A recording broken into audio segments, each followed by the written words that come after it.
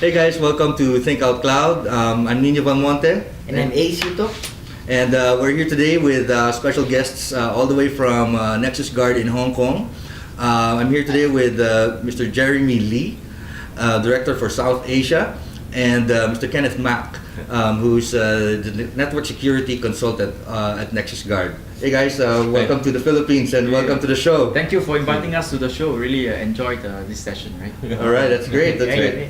All right, so thank you, Jeremy and Ken, for joining us. NexusGuard is actually coming up, or has been coming up, with quarterly reports on the latest in DDoS attacks, trends, and statistics. So today we'll be talking about their latest report, which is the Q3 report. So can you tell us more about what is contained in that document? Okay, sure. Thanks for inviting us to this session. So I think NexusGuard, we actually do quarterly reports on the attacks. So what we actually do is scan the attack data for different trends, for the different vectors, different duration, the sources where the attack are coming from, and other characteristics, so that we can inform organizations across the industry of the latest methods, right? And on the quarterly report, we're trying to arm the security professionals with the latest information, so that to help them to anticipate threats to their networks. So in the last report, we talked about the latest trend in Asia, and we also have a global report. So in Asia, we talked about the last quarter is that 91% of the attacks was related to NTP. When it comes to this quarter, we also just released one report, and this report tends to gear towards that we see in this quarter is more towards the IoT kind of attacks. IoT? Yes, IoT kind of, and then maybe Kenneth, we can elaborate to us more about what we see in this quarter. How does the IoT attack work per se? No, basically what it does is that when we talk about DDoS, we need a lot of resources or the bonus to launch the large attack, right? So the IoT is like example, like your home internet router, right? Okay. Your TV when they hook it on the internet, right? Yes. So those things has a lot of vulnerability because of what I say, because it's come with the same firmware, come with the same manufacturer. Yes. Once if the attacker can find one vulnerability of specific model, right, they can find thousand or in terms of multi-thousand from the internet and recruit them as part of the botnet.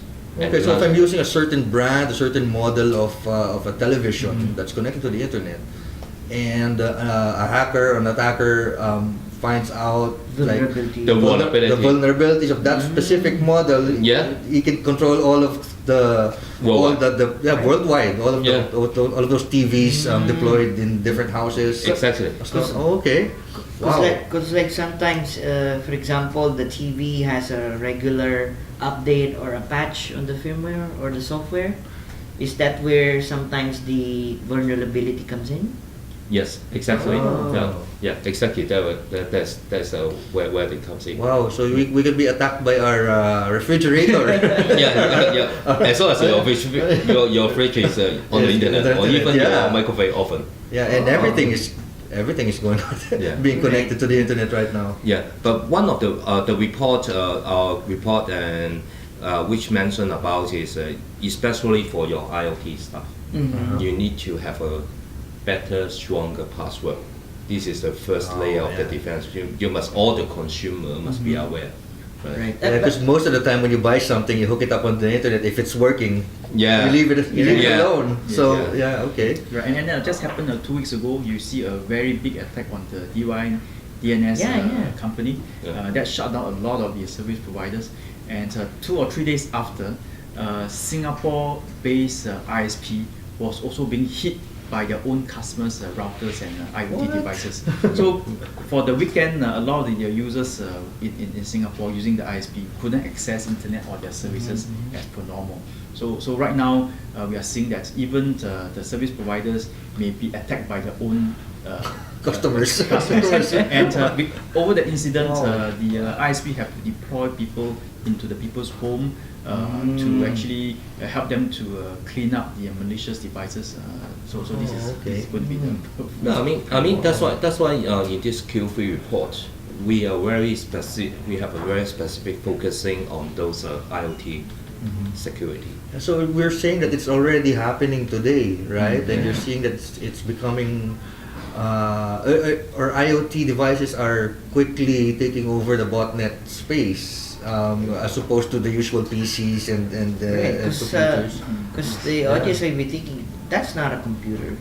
Yeah. It's not. It's not. But So, it has a computer in it. but So- it's not as intelligent as As a PC? As a PC.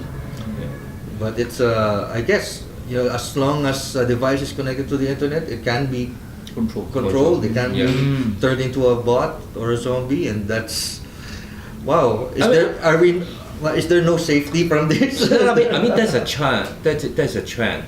You look at the number of the IoT devices connected to the internet Yeah. are increasing in a Exactly. daily basis. Yes, right. exponential. And all those IoT all those IoT devices has a common manufacturer, common firmware, and as well as common vulnerability. I see. The attacker is very like to using, now there's a trend to using this device and recruit it at the botnet, right? Because once they compromise one, they can easily find many or thousands. Okay. Right. Okay. Yeah. So there's a very specific awareness, I think, especially to the consumer. They, even though they have this a two-edged sword. Sword. Yeah. Right? The bad they can never. All the consumer can enjoy the benefits of using the IoT. Very convenient. You can do all the remote control. Yeah. Right. But at the same time, try to avoid all your IoT devices become Being part of the compromised. Yeah. attacked army. Right? So at least that's what we talking about. So at least you have a conscious to put a more stronger password is the first level of defense. Yes. Right. Stronger password. Stronger password. The attack is even evolving and becoming more and more complex. Yeah. Wow. Okay. So I think that's an eye opener for us and for everyone who's watching. That's for sure. I guess what we need to delve into would be how to protect ourselves, protect the businesses. I guess the different ways to ensure that your online business or your website is protected, and also you're right. The manner of being responsible enough to ensure that you have the right protection and the right securities in place for your devices, your personal devices, whether it's your PC or your washing machine, as long as it's connected to the internet, right? Yeah. I think it's part of the the education, right? Security education and awareness. Right. Right. And including this session. Yeah. Session, yeah. You treat all your devices as your assets, so you need to have a mindset to protect it. Yes. Right. Don't be misused by someone else. Exactly. Yeah. All right. Yeah. So, all right. I guess moving forward, we'll be talking about DNS protection, layers 3 and 4, layer 7 protection, and I guess we'll be able to convey a strong message to our viewers as at the end of this webcast, right? Yeah. So, we'll come back and we'll talk about more of these different types of attacks and the different ways to mitigate.